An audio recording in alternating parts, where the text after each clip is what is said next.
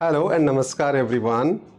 जैसे आपके दिमाग में इकोनॉमिक्स को लेके बहुत सारे क्वेश्चन चल रहे होंगे कि इकोनॉमिक्स में ट्वेल्थ क्लास में फॉर द सेशन 2024-25 के लिए कितने पार्ट्स हैं, मतलब कितनी बुक्स हैं, कितने पार्ट्स में उसको पढ़ेंगे, उन पार्ट्स में कितने चैप्टर्स हैं और चैप्टर के अलावा उनका मार्क्स डिस्ट्रीब्यूशन क्या है, उनका डिटेल सिलेबस क्या है और वो पर्टिकुलर चैप्टर और उसका डिटेल सिलेबस हम क्यों पढ़े, उनमें क्या रिलेशन है, ये सारे जो डाउट है एंड द एंड लर्निंग क्या होगी। सबसे इंपॉर्टेंट कि हम जो पूरी ट्वेल्थ इकोनॉमिक्स पढ़ने के बाद हमारे को जो रियल लाइफ जो एंड लर्निंग है वो क्या होने वाली है, तो ये सारा डिटेल में डिस्कस करने वाला हूँ। और बच्चे, जब तक आप सिलेबस पूरा डिटेल में डिस्कस करके और उसके बाद अगर आप डिस्कस नहीं करेंगे और डायरेक्टली अगर आपने इकोनॉमिक्स स्टार्ट कर दिया तो आप लोग चैप्टर्स को रिलेट नहीं कर पाएंगे, उनमें कनेक्टिविटी कर नहीं पाएंगे, सैक्रोनाइज कर नहीं पाएंगे और इंटरेस्ट क्रिएट नहीं होगा। इसलिए मैं हमेशा सबसे पहले नया सेशन स्टार्ट करने से पहले आप डिटेल में मैं सिलेबस डिस्कस करता हूं, बिकॉज जो फर्स्ट क्लास है हमारे ट्वेल्थ के 2024-25 के लिए वो बिल्कुल एंड क्लास होने वाली है। क्यों? क्योंकि आज जो मैं आपको बता रहा हूं वो पूरा सिलेबस होने के बाद में वापस हम डिस्कस करेंगे और वापस सारे चैप्टर को सैक्रोनाइज करेंगे और हम इकोनॉमिक्स को बहुत ही को कंप्रेस्ड कर देंगे, रिलेट कर देंगे सारे चैप्टर्स को। तो इसलिए आपको पता होना चाहिए कि what we are going to study, why we are going to study, what will be the end learning, how many chapters, units, इन सब के क्वेश्चंस के आंसर्स आपको मिलेंगे। वीडियो एंड तक देखिएगा, बहुत ही इंटरेस्टिंग होने वाला है और डिटेल में मैं डिस्कस करने वाला हूँ। तो ये बहुत इंपॉर्टेंट क्लास होती है, तो सिलेबस डिस्कशन की क्लास हमेशा सबसे पहले होनी चाहिए, इसको अटेंड करना बहुत ज़रूरी है अगर आपको इकोनॉमिक्स को प्रॉपर तरीके से समझना है और उसके चैप्टर्स में रिलेशन क्रिएट करना है, आपको एंड लर्निंग मालूम करनी है, तो ये सब कुछ आपको देखना है। देखिए बच्चे, ट्वेल्थ की इकोनॉमिक्स में there will be the 3 parts. तो सबसे पहला पार्ट क्या होगा, देखिए सबसे पहला जो फर्स्ट पार्ट है बच्चे वो है that is macro economics which is 40 marks. कितने मार्क्स का है? 40 मार्क्स का मैक्रो इकोनॉमिक्स। आगे हम डिटेल में इसको भी डिस्कस करने वाले हैं, इसमें कितनी यूनिट्स हैं, कितने इसमें चैप्टर्स हैं, क्या मार्क्स डिस्ट्रीब्यूशन है और what will be the end learning और पर्टिकुलर चैप्टर में क्यों पढ़े, उसको कैसे रिलेट करें, सब बताने वाला हूं, एंड तक देखिएगा आप। देन उसके बाद नेक्स्ट बी पार्ट, अगेन बच्चे ये जो है वो क्या है, 40 मार्क्स। ये भी कितना है? 40 मार्क्स का है। इसके अंदर बेसिकली जो है यूनिट्स है और वो भी हम डिटेल में डिस्कस करेंगे, कितनी यूनिट है, कितने चैप्टर्स हैं, उनका डिटेल सिलेबस क्या है, उनका मार्क्स डिस्ट्रीब्यूशन क्या है और क्या उनमें रिलेशन हो सकता है और क्यों हम इसको पढ़ें, क्या हमारी एंड लर्निंग होगी, सब कुछ डिटेल में डिस्कस करूंगा, तो वीडियो एंड तक देखिएगा आप। देन उसके बाद प्रोजेक्ट वर्क जो कि कितने का है, 20 मार्क्स का है, ये है 20 मार्क्स। देन अब देखिए बच्चे, सीबीएसई के according this is the complete table. तो फर्स्ट तो हमने डिस्कस कर लिया कि 3 पार्ट्स, ये क्लियर हो गया। अब सेकंड क्वेश्चन जो आपके दिमाग में था कि जो 3 पार्ट्स है उनमें कितनी यूनिट्स होगी और क्या मार्क्स डिस्ट्रीब्यूशन होगा और उनका कितने पीरियड्स है, ये अब आपका यहाँ इसके इन सारे क्वेश्चंस के आंसर इस टेबल से आपको मिल जाएंगे। देखिए 3 पार्ट्स हैं, ये हमने डिस्कस कर लिए, ये 3 पार्ट्स आपको दिखाई दे रहे हैं। अब इनकी यूनिट आप देख लीजिए। देन वैसे इंडियन इकोनॉमी में देर आर 3 यूनिट्स, ये 3 यूनिट्स हैं और उनकी ये जो मार्क्स है वो दे रखे हैं, ये इसके पीरियड सीबीएसई अकॉर्डिंग अलॉटेड है, ये 3 यूनिट्स है। तो ये भी हम आगे अभी डिटेल में डिस्कस करेंगे कि पर्टिकुलर यूनिट में कितने चैप्टर है, उसका डिटेल सिलेबस क्या है, मार्क्स डिस्ट्रीब्यूशन क्या है और उसमें क्या रिलेशन है, क्यों हम उसको पढ़ें, उसकी एंड लर्निंग क्या होगी, सब कुछ डिटेल में डिस्कस कर। अब जो है वो आगे हम सेकेंड पार्ट में इंडियन इकोनॉमी, ये हमारा जो इंडियन इकोनॉमिक डेवलपमेंट है ट्वेल्थ क्लास में इकोनॉमिक्स में ये सेकंड पार्ट होता है, बी पार्ट होता है, जो हम ऑलरेडी डिस्कस कर चुके हैं कि ये कितने मार्क्स का होता है, 40 मार्क्स का होता है मैक्सिमम, जिसके बारे में हम डिस्कस कर चुके हैं पहले, 40 मार्क्स का होता है। और अब हम इसका डिटेल सिलेबस डिस्कस करेंगे कि इसमें कितनी यूनिट है, कितने चैप्टर्स हैं और उन चैप्टर्स के अंदर क्या मार्क्स डिस्ट्रीब्यूशन है यूनिट्स का और उनका डिटेल सिलेबस क्या है, वो सब कुछ हम यहाँ डिटेल में डिस्कस करने वाले हैं। वीडियो अंत तक देखिएगा, इसमें भी मैं आपको पूरी डिटेल में बताऊंगा कौन सा चैप्टर हम क्यों पढ़ेंगे, क्या रिलेशन होगा, सब कुछ हम डिटेल में डिस्कस करने वाले हैं। तो देखिए फर्स्ट यूनिट जो है वो है development policies and experience 1947 to 1990 and economic reforms in scenario. ये this is the first unit. इसमें 3 चैप्टर्स हैं। तो 3 चैप्टर में देखिए फर्स्ट चैप्टर वो है brief introduction of the state of Indian economy on the unit. तो देखो जो during the British rule what was the condition of Indian economy या what was the state of Indian economy, या British जो rule है government है उसने कैसे हमारी इंडियन इकोनॉमी का एक्सप्लॉइटेशन किया और किस तरीके से उन लोगों ने हमारे इंडिया को एक्सप्लॉइट किया, वो बहुत ही डिटेल में पढ़ेंगे हम। इसमें सेक्टर वाइज पढ़ेंगे कि एग्रीकल्चर में उन्होंने कैसे एक्सप्लॉइटेशन किया, फॉरेन ट्रेड में कैसे किया, इंडस्ट्री में कैसे किया, डेमोग्राफिक स्ट्रक्चर, सब कुछ डिटेल में पढ़ेंगे। तो ये चैप्टर पढ़ने के बाद में आपको समझ में आ जाएगा कि किस तरीके से उन्होंने स्मार्टली इंडिया को एक्सप्लॉइट किया और कैसे उन्हें डिवाइड एंड रूल वो सारा क्या पॉलिसीज अडॉप्ट की और किस तरीके से एक सोने की चिड़िया जो थी हमारा इंडियन इकोनॉमी उसको उन्होंने सारा एक्सप्लॉइट कर लिया। तो ये अगर आपको ये समझना है कि किस तरीके से ब्रिटिश रूल ने इंडिया को एक्सप्लॉइट किया, वो सब कुछ इस चैप्टर को पढ़ने के बाद में समझ में आ जाएगा।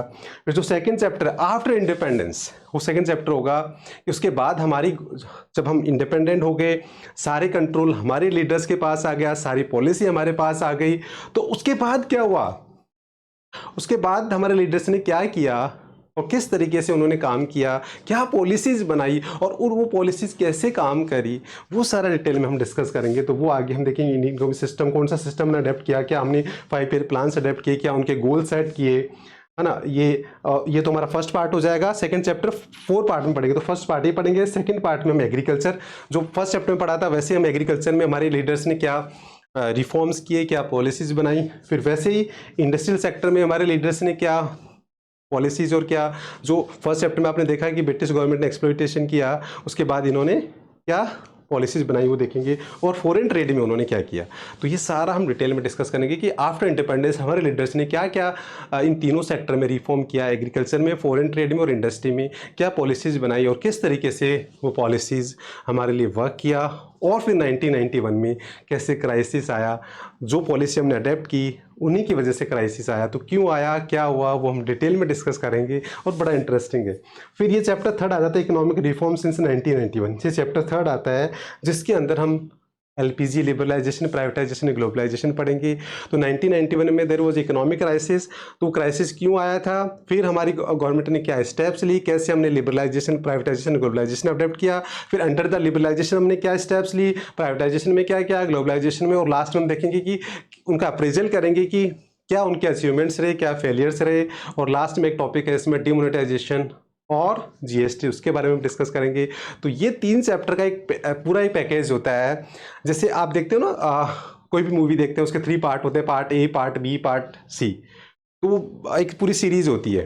तो जब पार्ट 1 देखते हो तो 2 समझ में आता है, फिर 2 है तो 3 समझ में आता है। इस तरीके से ही ये पूरा है कि एक चैप्टर फर्स्ट समझोगे तो सेकंड समझ में आएगा, सेकंड से थर्ड, बहुत ही कनेक्टेड। अगर इनको कनेक्ट करके समझोगे तो ये बहुत ही इंटरेस्टिंग है और बहुत ही अच्छे से समझ में आएंगे। ये मैं करके दिखाऊंगा आपको ना। उसके बाद में चलते हैं, that is second unit.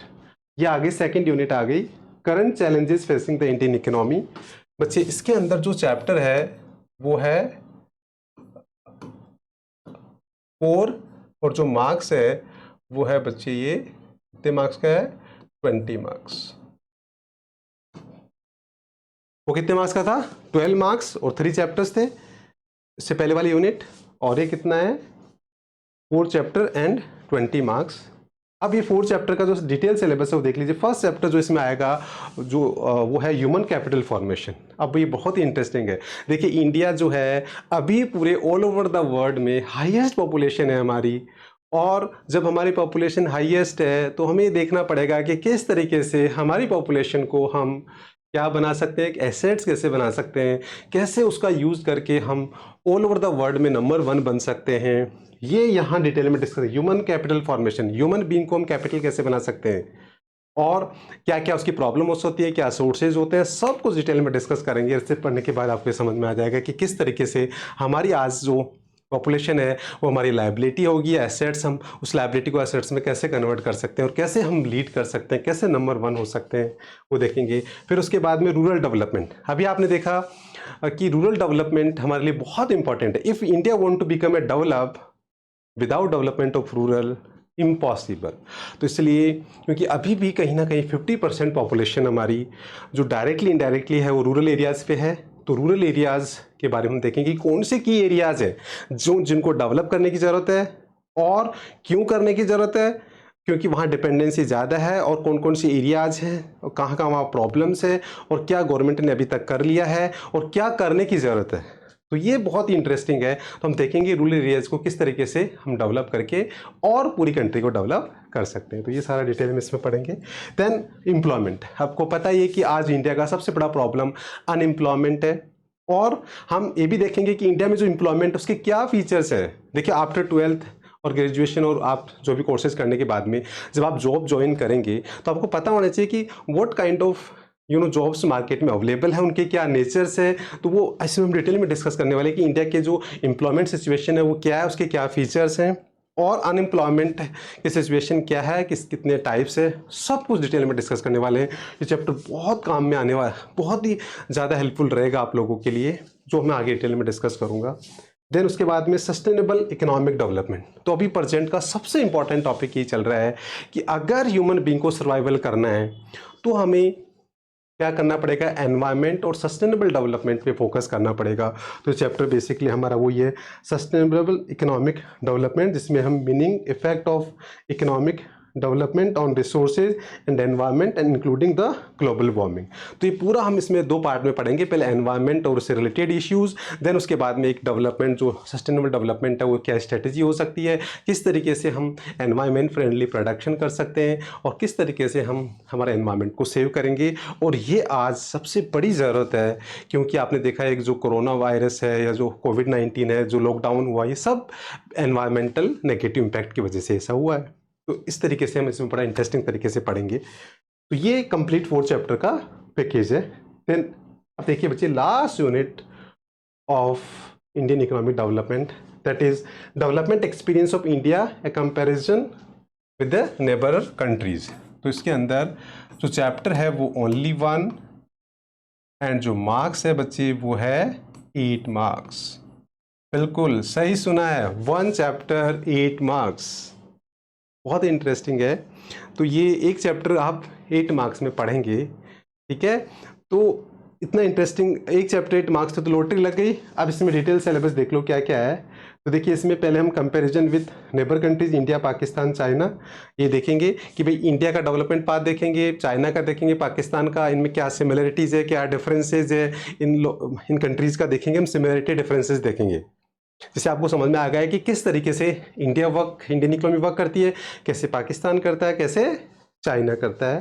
Then उसके बाद में issues of economic growth, population sector development. तो ये जो इकोनॉमिक इश्यूज है के अलावा जो सेक्टरल डिस्ट्रीब्यूशन है, डेमोग्राफिक, ह्यूमन डेवलपमेंट, वो सारे हम डिटेल में इसमें डिस्कस करने वाले हैं। अदर ह्यूमन डेवलपमेंट इंडिकेटर्स, तो ये सारे क्या है इसमें हम डिटेल में डिस्कस करेंगे। तो बहुत ही इंटरेस्टिंग है जब पूरी इंडिया के बारे में आप पढ़ लेंगे। अब इंडिया का चाइना पाकिस्तान के साथ, तो देखिए आप कितने इंटरेस्टिंग होते हैं जब इंडिया और पाकिस्तान का जो क्रिकेट मैच आता है, तो हमारे में कितना एक्साइटमेंट होता है, कितना हम उसको एंजॉय करते हैं। सेम वैसे ही ये चैप्टर भी आप एंजॉय करोगे, बिकॉज इसमें तो चाइना को और हमने डाल दिया, तो पाकिस्तान के साथ चाइना और इंडिया, तो ये तो बहुत इंटरेस्टिंग होने वाला है। हम देखेंगे कि कौन से एरियाज है जहाँ इंडिया लीड करता है, कौन सी एरियाज है जहाँ चाइना लीड करता है, कौन से एरिया जहाँ पाकिस्तान। तो बड़ा इंटरेस्टिंग होगा आपको जानना कि बेसिकली हम इसमें यही देखेंगे कि कौन सा इन लोगों की जो डेवलपमेंट स्ट्रेटेजी थी वो क्या क्या रही, चाइना की क्या, इंडिया की, पाकिस्तान की। फिर उस डेवलपमेंट स्ट्रेटजीज की वजह से कौन से कंट्री किस एरिया में लीड करता है, वही सारा इसमें पढ़ने वाले हैं। तो बड़ा इंटरेस्टिंग सा है। तो इस तरीके से पूरी इंडियन इकोनॉमी मैंने आपसे डिस्कस कर ली है, और इंडियन इकोनॉमी बहुत ही इंटरेस्टिंग होने वाली है। देखो इसको 3 पार्ट में पढ़ेंगे। पहले कंटिन्यूटी में हम देखेंगे कि at the time of independence, फिर आफ्टर इंडिपेंडेंस, फिर इकोनॉमिक क्राइसिस आया 92, तीनों चैप्टर बिल्कुल कंटिन्यूटी के अंदर वो है। फिर जो करंट चैलेंजेस है, जो पहले भी थे आज भी है, जो इश्यूज़ है जो हमारे साथ आज बहुत प्रॉब्लम है, उनको सॉल्व नहीं करेंगे तो हम डेवलप नहीं हो सकते, तो वो हम 4 चैप्टर का पैकेज पढ़ेंगे। ये सारा इंडियन इकोनॉमी का पढ़ने के बाद फिर हम देखेंगे कि हम कहाँ स्टैंड करते हैं। तो स्पेशली हम किसके साथ कंपेरिजन करेंगे, हमारे नेबर कंट्री चाइना पाकिस्तान, तो वो तो और भी इंटरेस्टिंग होने वाला है। तो इस तरीके से बहुत ही इंटरेस्टिंग है, थ्योरी है बट बहुत इंटरेस्टिंग है।